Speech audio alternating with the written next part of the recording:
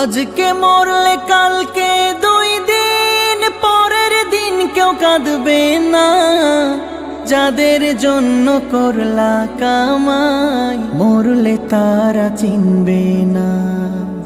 আজকে মরলে কালকে 2 দিন পরের দিন কেউ কাঁদবে না।